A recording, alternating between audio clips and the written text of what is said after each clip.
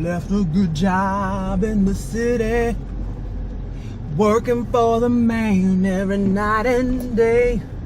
But I never lost 1 minute of sleep and worrying about the way things might have been. Hey everyone, today is Tuesday, August the 18th, Thursday, August the 20th, Friday, August the 21st, Sunday, August the 23rd, and this is my weekly update.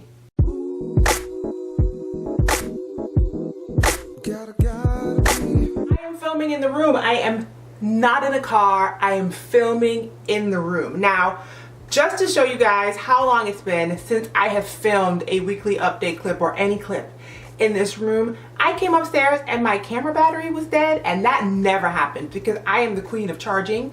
So like the camera was dead, and then I didn't know where my card was I didn't know where anything was.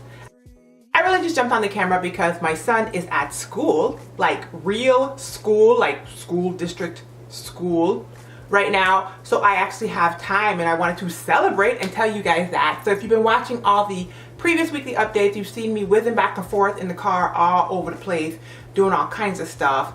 And now my son is officially in pre-kindergarten with his wheelchair, and we are so, I don't even know how to feel. Like, I literally was just walking up and down the stairs saying, oh my God, I'm free. Oh my God, I miss him. Oh my God, I miss my kid. I have been a stay-at-home mom for 3 years, you guys.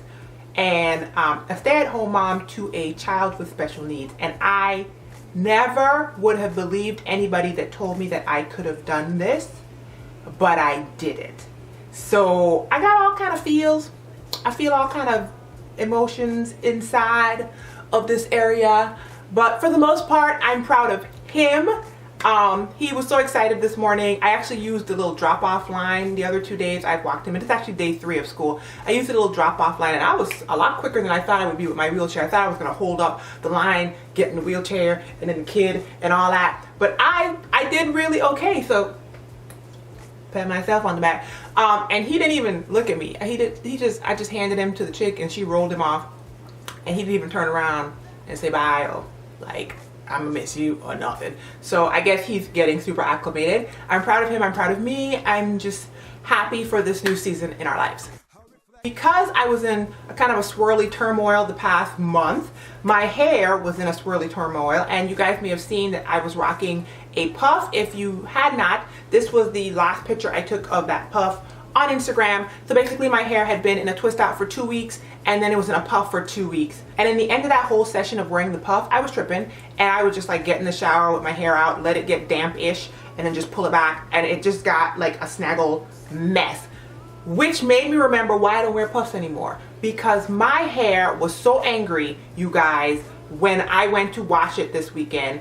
And on top of that, my bonnet dryer had the audacity to kick the bucket. So it's only blowing like tepid air now, so I really couldn't get like the heat that I wanted to, and I didn't want to go sit underneath my hooded dryer because who wants to do that? I like to sit under my bonnet dryer because then I can sit watching TV, whatever. Y'all ask me all that.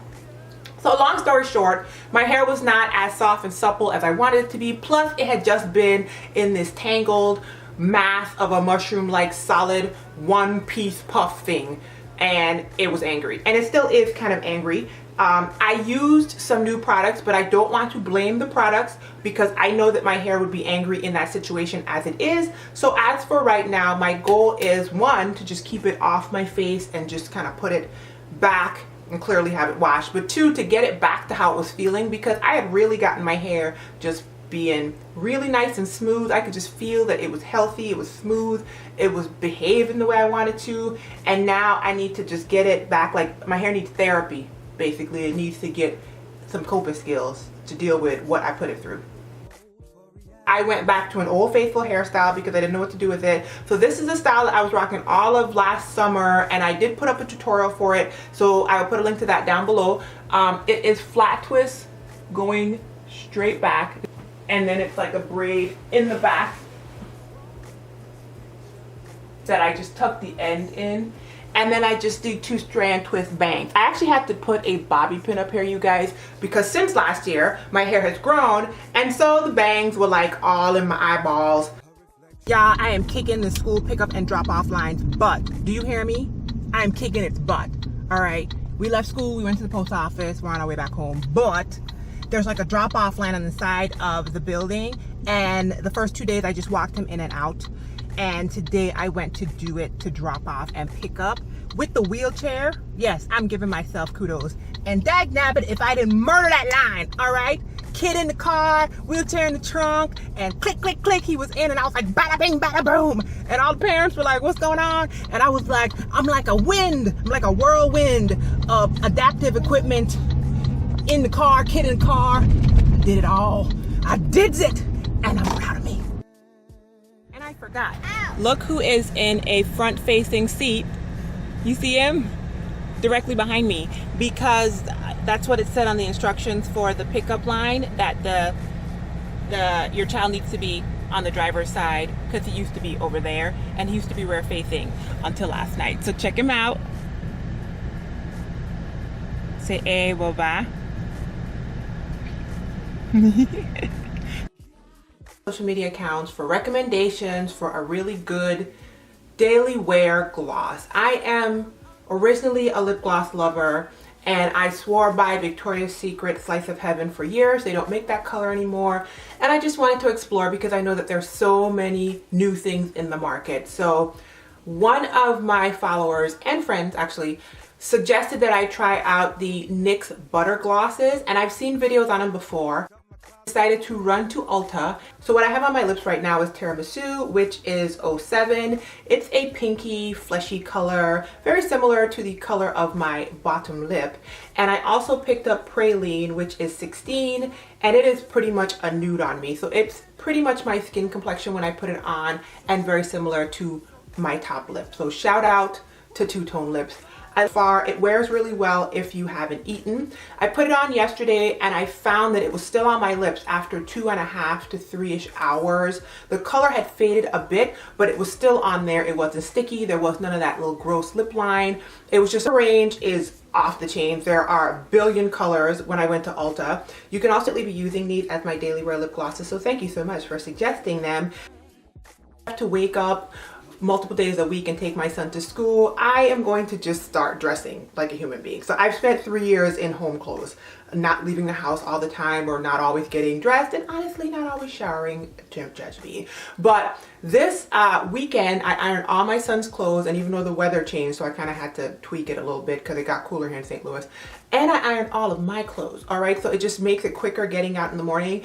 And I put a little bit of makeup on, just a little powder, a little eyeliner, a little mascara, and of course gloss is my mainstay. So I'm one of these people where I don't typically wear makeup, so you're never going to really see a lot of videos of me jumping on with a bunch of makeup on my face, unless I just decide I feel like playing in makeup, which I used to like 20 years ago, but I just don't do it anymore. And the way my life is set up lately, it's just not a thing. But every once in a while, I just want to, you know, make it look like me, except better. Now for story time. So the other day I was in Costco, and I saw a gentleman walk by wearing a t-shirt that only a Virgin Islander could be wearing. So I tried to get his attention by saying, excuse me, as he walked down the aisle. And because he was getting further and further away from me and he wasn't hearing me, I resorted to other methods. What do you know about rising stars? The cart stopped, skirk. And he turned around and he was like, what do you know about rising stars? So anywho, long story short, I chatted the guy up in Costco. Turns out he is actually from the States, and his wife is from St. Thomas, Virgin Islands, which is where I'm from. So I took my card out and I put my maiden name on there, because my last name now don't mean nothing in the Virgin Islands, and sent him on his merry way. Came home, told my husband about the fact that I just gave a strange man my phone number in the Costco. Him that story. The phone rings, and it was the man's wife. She calls and she's just like, hey, are you Marion's niece? And I said, why, yes I am. And she said, your aunt is married to my brother. What? So long story short, I kind of sort of bumped into my not exactly uncle in the Costco, and went to hang out with them a few weeks ago, and she cooked all this stuff for me from the Virgin Islands, you guys, and I ate like a hog. Pig. So all of that to say that once I go pick Flickerbug up from school right now, I hang out with my aunt. That happened.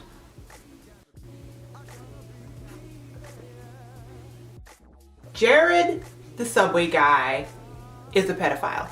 So this week we find out that Jared Fogle, the Subway spokesman, the guy that like lost all this weight years ago and rode into Subway and then ended up getting like super rich off of the fact that he lost a bunch of weight eating Subway sandwiches, is apparently a working pedophile.